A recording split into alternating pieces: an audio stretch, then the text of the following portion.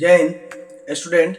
हम लोग पढ़ रहे थे केमिस्ट्री का चैप्टर 2 यानी कि एसिड बेस एंड साल्ट के बारे में। ठीक है, तो आ जाइए आज हम लोग बिहार बोर्ड में बहुत ही इंपॉर्टेंट क्वेश्चन जो अक्सर पूछा जाता है बिहार बोर्ड में, आज उसकी चर्चा करते हैं।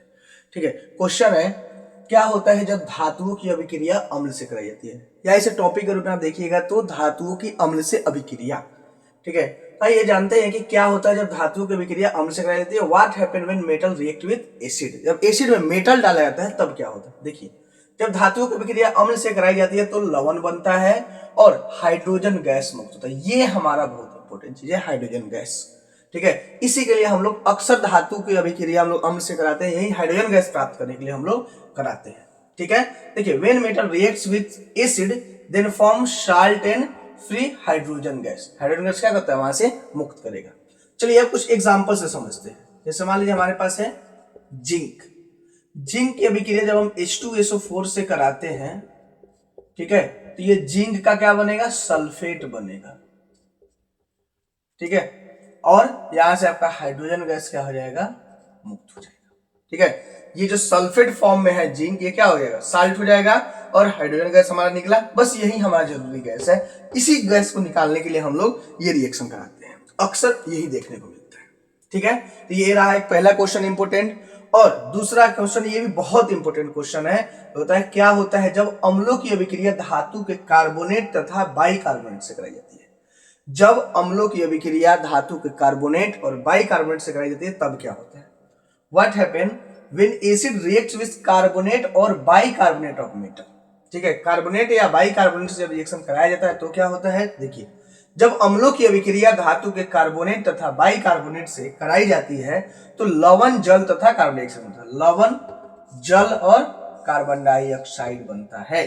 ठीक है, when acid react with carbonate or bicarbonate of metals then form salt, water and carbon dioxide।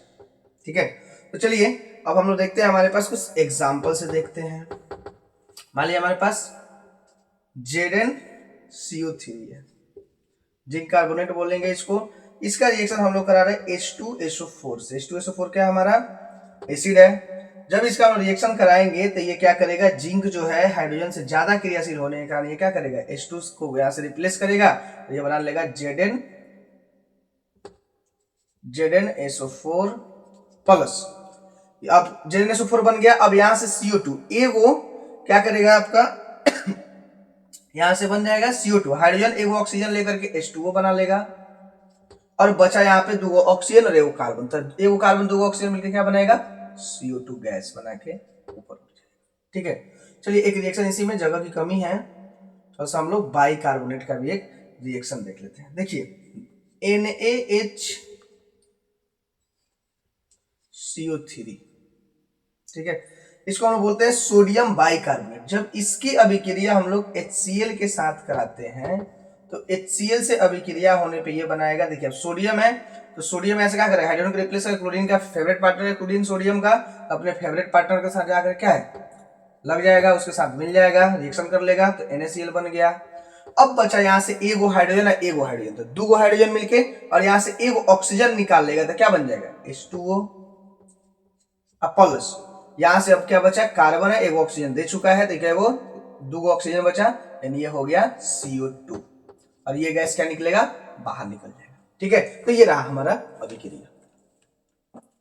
चलिए, आई होप आपको मेरा वीडियो पसंद आया हो। वीडियो पसंद आया तो वीडियो को लाइक करें, चैनल को सब्सक्राइब करें। आप हमारे साथ फेसबुक इंस्टाग्राम के माध्यम से जुड़ के अपनी समस्या भेज दीजिए। मैं कोशिश करूंगा जितना जल्दी हो सके आपकी समस्याओं का समाधान कर सकूं। तब तक के लिए जय हिंद।